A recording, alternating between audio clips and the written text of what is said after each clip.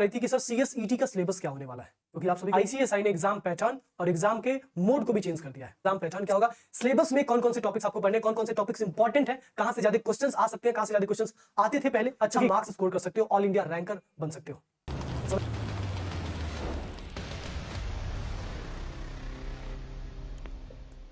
Hello the future company secretaries, आप सभी का बहुत स्वागत है एक बार फिर से आपके अपने प्लेटफॉर्म द अमृत पाठशाला में।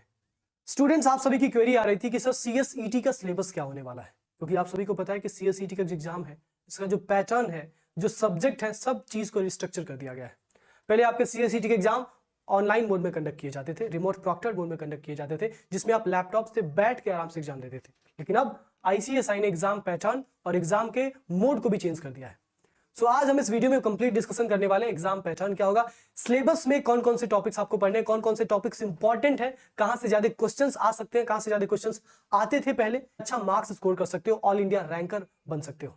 क्योंकि एग्जाम पैटर्न भले ही चेंज हो गया, लेकिन एग्जामिनर का जो फेवरेट टॉपिक है वो चेंज नहीं होगा कभी भी, वो हम आज आपको बताएंगे। साथ ही साथ हमारी जो पूरी टीम है, हमारे साथ ऑल इंडिया रैंकर्स हैं हमारी टीम में, जो आपको स्ट्रेटजी बताएंगे कि कैसे आप सीएसईटी में अच्छा मार्क्स स्कोर कर सकते हो, ऑल इंडिया रैंकर बन सकते हो। सो अगर आप चैनल पे पहली बार आए हो, सबसे पहले चैनल को सब्सक्राइब कर लीजिएगा और बेल आइकन को प्रेस कर दीजिएगा। चलिए सबसे पहले हम बात करते हैं, ये स्टूडेंट जो आप अभी पीडीएफ देख रहे हो, ये आईसीएसआई का ऑफिशियल पब्लिकेशन है, जो भी हम आपको ओपन करके दिखा रहे हैं। ये कोई हमारे द्वारा बनाया गया नहीं है, आप देख सकते हैं यहाँ पे the institute of company secretaries of India.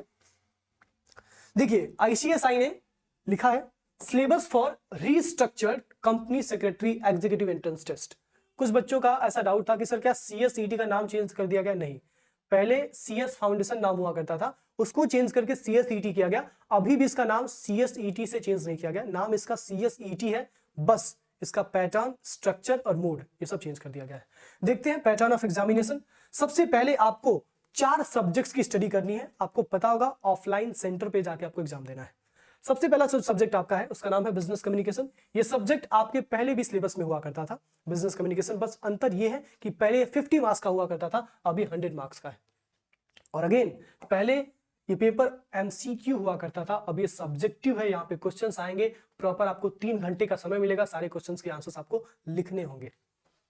दूसरा फंडामेंटल्स ऑफ अकाउंटिंग, ये भी आपका 100 मार्क्स का पेपर होगा, ये भी सब्जेक्टिव होगा, इसके लिए भी आपको 3 घंटे दिए जाएंगे और 3 घंटे में आपको फंडामेंटल्स ऑफ अकाउंटिंग सब्जेक्ट के जितने भी क्वेश्चंस होंगे उनको डिस्क्रिप्टिव फॉर्मेट में लिख के आंसर देना होगा। एंड यू नो कि अकाउंटिंग है तो डेफिनेटली इसमें प्रैक्टिकल्स और न्यूमेरिकल्स भी आएंगे, तो इसमें आपकी थियरी क्वेश्चंस भी आएंगे, साथ ही साथ प्रैक्टिकल क्वेश्चंस भी आएंगे। कैसे क्वेश्चंस बन सकते हैं, किस प्रकार के क्वेश्चंस आ सकते हैं, कैसे क्वेश्चंस को अटेम्प्ट करना है, उन सब की स्ट्रेटजी हम डिस्कस करेंगे। तीसरा जो आपका सब्जेक्ट है उसका नाम है इकोनॉमिक एंड बिजनेस एनवायरनमेंट। इसमें आपको 2 सब्जेक्ट पढ़ना है। सबसे पहले इकोनॉमिक्स के बारे में आपको पढ़ना है और बिजनेस एनवायरनमेंट के बारे में आपको पढ़ना है।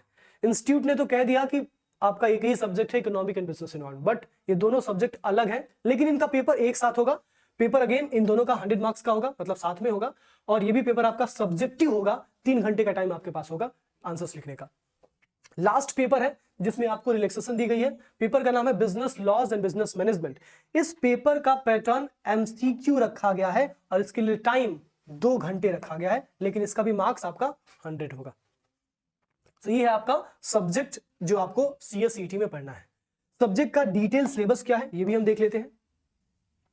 ये तो आपको पता ही होगा, हमने चैनल पे वीडियो अपलोड कर दिया था कि सीएसईटी के लिए कौन एलिजिबल है।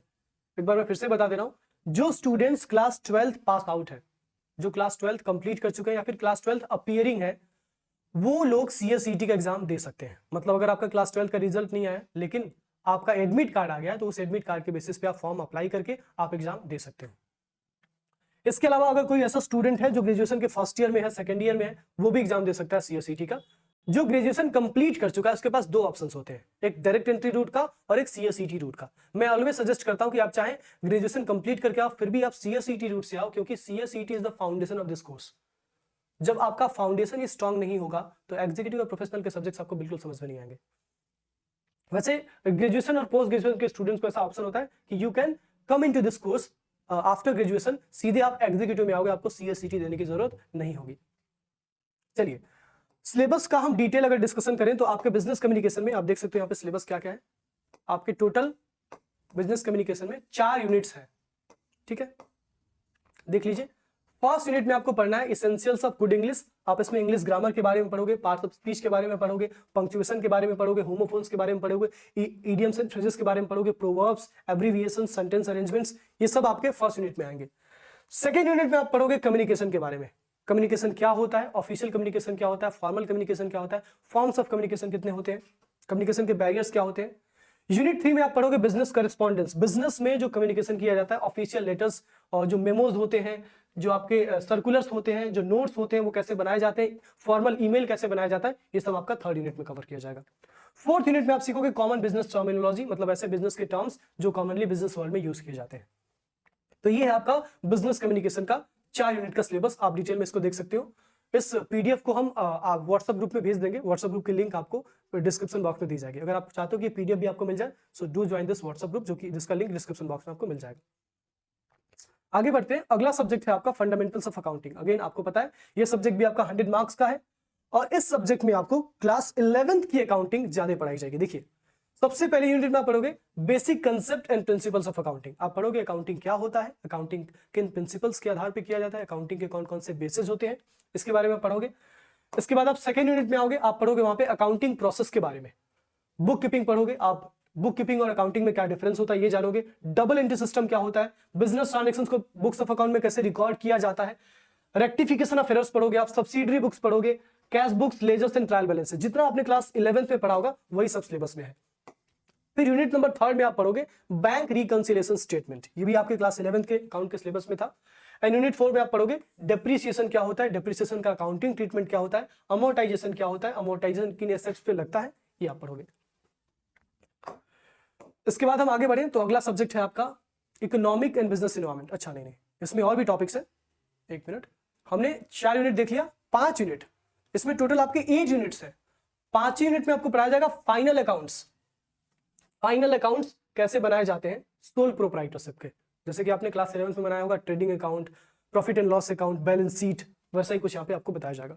फिर अब शुरू होगा आपका क्लास 12th का अकाउंट, जिसमें आप पढ़ोगे पार्टनरशिप की अकाउंटिंग ट्रीटमेंट, पार्टनरशिप में कैसे अकाउंटिंग की जाती है, एलएलपी में कैसे अकाउंटिंग की जाती है। फिर आप सीखोगे कंपनी में कैसे अकाउंटिंग की जाती है, कंपनी का अकाउंटिंग कैसे होता है। फिर आप सीखोगे एनपीओ, नॉन प्रॉफिट ऑर्गेनाइजेशन, ये भी आपको क्लास 12th में दिया गया। ये चैप्टर था, आई थिंक फर्स्ट चैप्टर था आपके अकाउंट्स का। Accounting for non profit organisation, जो गैर लाभकारी संगठन होते हैं, जो नॉन प्रॉफिट ऑर्गेनाइजेशन होते हैं, जो एनपीओज होते हैं, उनकी अकाउंटिंग कैसे की जाती है। रिसिप्ट एंड पेमेंट अकाउंट क्या होता है, कैसे प्रिपेयर किया जाता है, इनकम एंड एक्सपेंडिचर अकाउंट क्या होता है। तो ये जो आपका पूरा फंडामेंटल्स ऑफ अकाउंटिंग का सब्जेक्ट है, ये थियरी के साथ साथ न्यूमेरिकल्स और प्रैक्टिकल्स वाला सब्जेक्ट भी रहने वाला है। तो यहाँ पे आपको एग्जाम में बस थियरी रट के नहीं जानी है, आपको क्वेश्चंस भी लगाने आना चाहिए, आपको सीएस के क्वेश्चंस आने चाहिए, आपको पार्टनरशिप में अकाउंट्स कैसे बनाने हैं, partners capital account, partners current account, realisation account, revaluation account, ये सब आपको आना चाहिए। हालांकि हम ये सब कुछ इस चैनल पे कवर करने वाले हैं, आपको चिंता लेने की कोई बात नहीं है। चलिए, अगला आपका जो सब्जेक्ट है उसका नाम है इकोनॉमिक एंड बिजनेस एनवायरनमेंट। मैंने आपको पहले ही बताया कि आपके इसमें 2 सब्जेक्ट है, पहला इकोनॉमिक, दूसरा बिजनेस एनवायरनमेंट। इकोनॉमिक सब्जेक्ट है 50 मार्क्स का और बिजनेस एनवायरनमेंट है 50 मार्क्स का। टोटल जो सब्जेक्ट है आपका economic and business environment aggregate 100 marks का है, जिसका अंदर से बाइफर्केशन किया गया है। 50 मार्क्स का इकोनॉमिक्स पूछा जाएगा आपसे और 50 मार्क्स का बिजनेस एनवायरनमेंट आपसे पूछा जाएगा। इकोनॉमिक्स में क्या सब्जेक्ट है स्टूडेंट्स, तो इकोनॉमिक्स में सब्जेक्ट है आपका डिमांड क्या होता है, सप्लाई क्या होता है, मार्केट कॉम्पिटिशन के फॉर्म्स कौन कौन से होते हैं, फॉर्म्स ऑफ मार्केट आप पढ़ोगे। यूनिट 2 में आप पढ़ोगे नेशनल इनकम के बारे में, जो कि अगेन लास्ट ईयर भी था सिलेबस में सीएसईटी के, नेशनल इनकम पढ़ोगे। फिर आप यूनियन बजट, ये भी अगेन आपके क्लास 12 के मैक्रो इकोनॉमिक्स का टॉपिक है। इंडियन फाइनेंशियल मार्केट्स कैसे काम करते हैं, इंडियन फाइनेंशियल मार्केट के कंपोनेंट्स कौन कौन से होते हैं, कैपिटल मार्केट क्या होता है, मनी मार्केट क्या होता है, ये आप पढ़ोगे। इंडियन इकोनॉमी के बारे में पढ़ोगे, इंडियन इकोनॉमी कैसे काम करती है, इंडियन इकोनॉमी की हिस्ट्री आप पढ़ोगे। इंडियन इकोनॉमी में प्राइमरी सेक्टर में कौन कौन से लोग आते हैं, सेकेंडरी सेक्टर में कौन सी इंडस्ट्रीज आती हैं, टर्सरी सेक्टर में कौन कौन सी इंडस्ट्रीज आती हैं, ये आप पढ़ोगे। साथ ही साथ आप बैलेंस ऑफ पेमेंट के बारे में पढ़ोगे, आप फॉरेन इन्वेस्टमेंट के बारे में पढ़ोगे, आप एफडीआई के बारे में पढ़ोगे, आप फॉरेन पोर्टफोलियो इन्वेस्टमेंट यानी कि एफपीआई के बारे में भी पढ़ोगे इस यूनिट नंबर 5 में। ये है आपका इकोनॉमिक्स का सिलेबस स्टूडेंट्स। आगे बढ़ते हैं हम, बिजनेस एनवायरनमेंट में आपको क्या पढ़ाया जाएगा। सबसे पहले बिजनेस एनवायरनमेंट में आपको पढ़ाया जाएगा एंटरप्रेन्योरशिप सिनेरियो। एंटरप्रेन्योरशिप क्या होता है, एंटरप्रेन्योरशिप के लिए कौन कौन सी स्कीम्स, कौन कौन से गवर्नमेंट इनिशिएटिव्स लिए गए हैं, स्टार्टअप इंडिया स्कीम क्या है, स्टैंड अप इंडिया स्कीम क्या है, ये आप पढ़ोगे। फिर आप बिजनेस एनवायरनमेंट के बारे में पढ़ोगे, बिजनेस एनवायरनमेंट क्या होता है, बिजनेस एनवायरनमेंट के कौन कौन से फैक्टर्स होते हैं, कौन कौन से इसके एलिमेंट्स होते हैं, जैसे कि technological environment, political environment, legal environment, socio cultural environment, ये आप पढ़ोगे। फिर बिजनेस एनवायरनमेंट हमारे बिजनेस को कैसे अफेक्ट करता है, ये भी आप पढ़ोगे। अगला यूनिट है आपका की गवर्नमेंट इंस्टीट्यूशन। जैसा कि मैंने आपको बताया था कि कुछ हमारे देश के इंपॉर्टेंट इंस्टीट्यूशंस हैं जैसे कि NCLT National Company Law Tribunal, CCI Competition Commission of India, NCLT National Company Law Appellate Tribunal, NITI Aayog, MCA Ministry of Corporate Affairs, SEBI Securities and Exchange Board of India, RBI, IBBI, CCI, इन सब के बारे में पढ़ोगे कि ये सब bodies क्यों बनाई गई हैं, इनका काम क्या है, ये किस एक्ट के अंदर बॉडी कंस्टिट्यूट की गई है, ये सब कुछ आप पढ़ोगे यहाँ पे। अगला है आपका ग्लोबल इन्वायरमेंट। देखो बिजनेस आज जो इंडिया में स्टार्ट किया जा रहा है वो इस पर्सपेक्टिव से स्टार्ट किया जा रहा है कि हम इसको ग्लोबली लेके जाएंगे।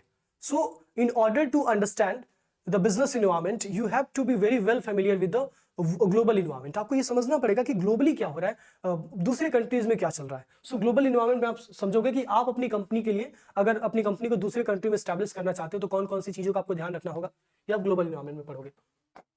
ग्लोबल इन्वायरमेंट के कौन कौन से इंपॉर्टेंट बॉडीज हैं जैसे कि वर्ल्ड ट्रेड ऑर्गेनाइजेशन है, एशियन डेवलपमेंट बैंक है, ओईसीडी है, ओपेक है, organisation for petroleum exporting countries, European bank है, ये सब कैसे काम करते हैं आप पढ़ोगे।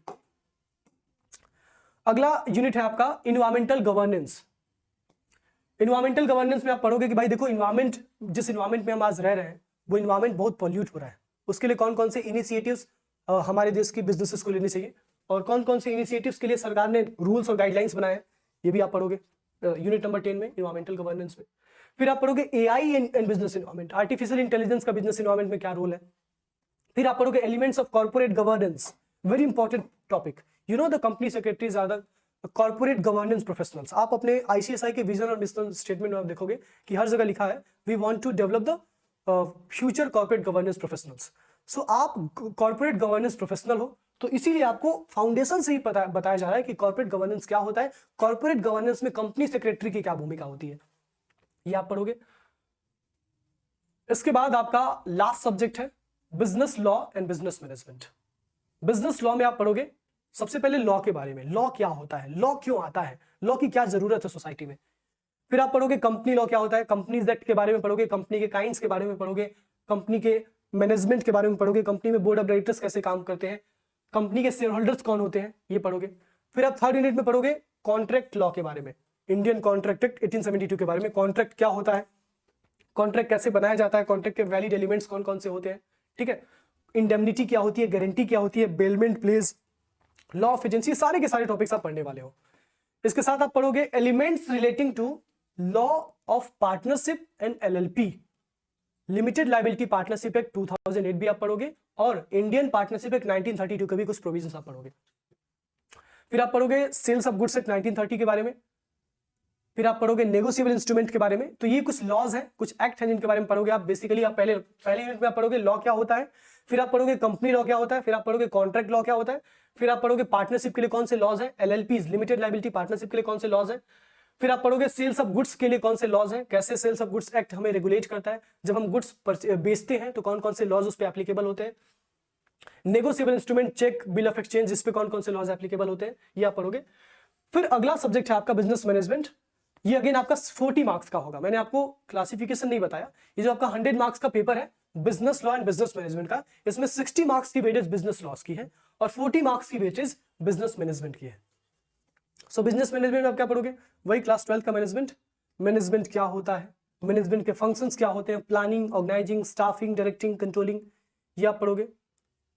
इसके अलावा आप पढ़ोगे प्रिंसिपल्स ऑफ मैनेजमेंट, मैनेजमेंट के कौन कौन से प्रिंसिपल्स होते हैं, एफडब्ल्यू टेलर के प्रिंसिपल्स, हेनरी फेयोल के प्रिंसिपल्स।